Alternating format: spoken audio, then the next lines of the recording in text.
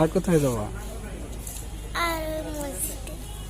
মসজিদের নাম কি জানো? ভুলে গেছি। কি জানো মসজিদের নামটা কি জানো? গুড়িয়া মসজিদ। গুড়িয়া মসজিদে যাবা? আসসালামু আলাইকুম, ট্রাভেল উইথ জুয়েলে আপনাদের সবাইকে স্বাগতম। আজকে আমরা যাচ্ছি প্রাচ্যের ভেনিস খ্যাত বরিশাল বিভাগের বাবুগঞ্জ উপজেলাধীন মাধবপাশা গ্রামে অবস্থিত একটি বিখ্যাত দিঘি ও পর্যটন কেন্দ্র। লোকালভাবে তাকে মাধবপাশা দিঘি নামে ডাকলেও এটি মূলত দুর্গাসাগর নামে পরিচিত। নতুল্লাবাদ বাস স্ট্যান্ড থেকে রিক্সায় বা অটো রিক্সা করে 30 মিনিটে পৌঁছে যেতে পারবেন দুর্গাসাগর দিঘিতে। দুর্গাসাগর হলো বাংলাদেশের দক্ষিণ বরিশাল জেলার অন্তর্গত একটি বৃহৎ দিঘি। বরিশাল শহর থেকে প্রায় 12 কিলোমিটার উত্তরে স্বরূপকাঠি বরিশাল সড়কের মাধবপাশায় এর অবস্থান।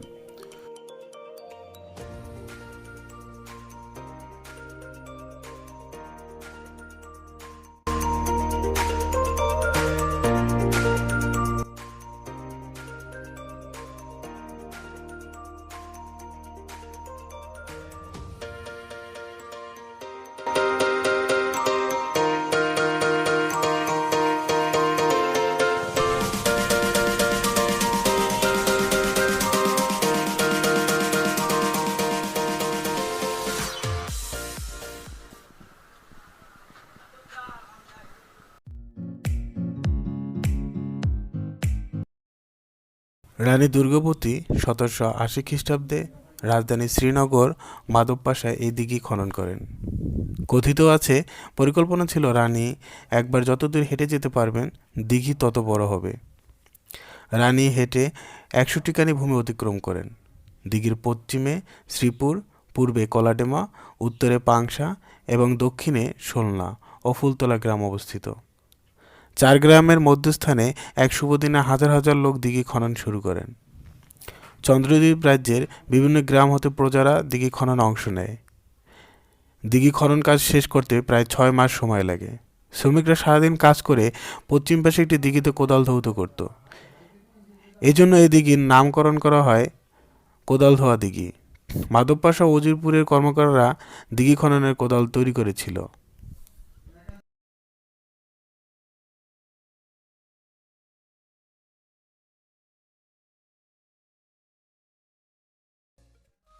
দুর্গাসাগরে সারি সারি গাছের মাঝখান দিয়ে সরু রাস্তায় পথ চলতে গিয়ে আপনি প্রকৃতির মাঝে হারিয়ে যাবেন।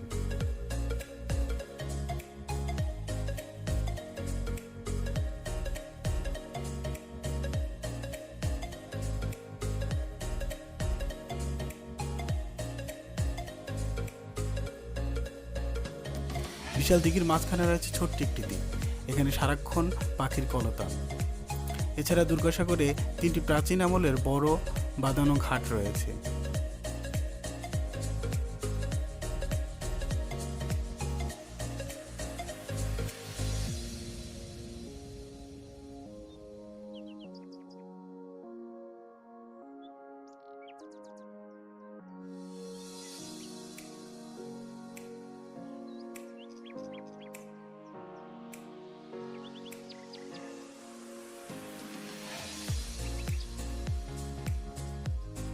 এখানে আসলে আপনি পরিচিত হবেন দুর্গাসাগরের বানর, হাঁস, কবুতর এবং হৃদয় জুড়ানো সুন্দর হরিণের সাথে।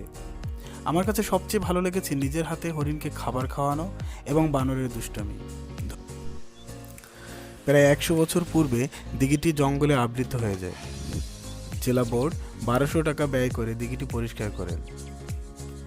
তারপর দীর্ঘদিন দুর্গাসাগরের কোনো সংস্কার করা হয়নি। চারিদিকে জনবসতি গড়ে ওঠে। 1975 খ্রিস্টাব্দে বাংলাদেশ সরকারের মন্ত্রী আব্দুর রব সেরনিয়াবাত দিঘিটি পুনঃসংস্কারের উদ্যোগ নেন। বঙ্গবন্ধু শেখ মুজিবুর রহমানের প্রয়োজনীয় অর্থ ও গম বরাদ্দ করেন।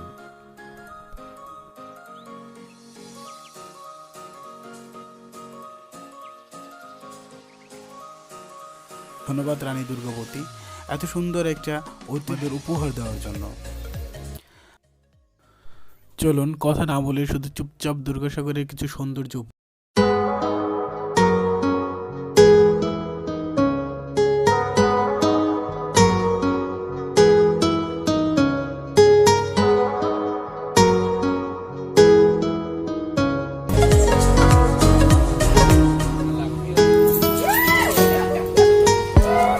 Desde que te vi, yo me enloquecí.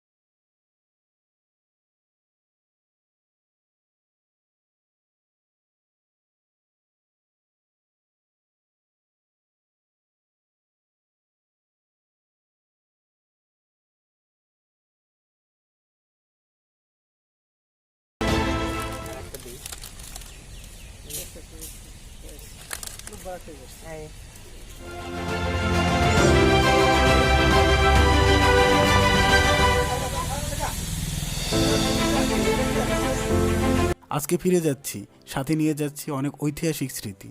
সময় পেলে অবশ্যই আপনারা এখানে আসবেন। ধন্যবাদ সবাইকে, আমার জন্য দোয়া করবেন।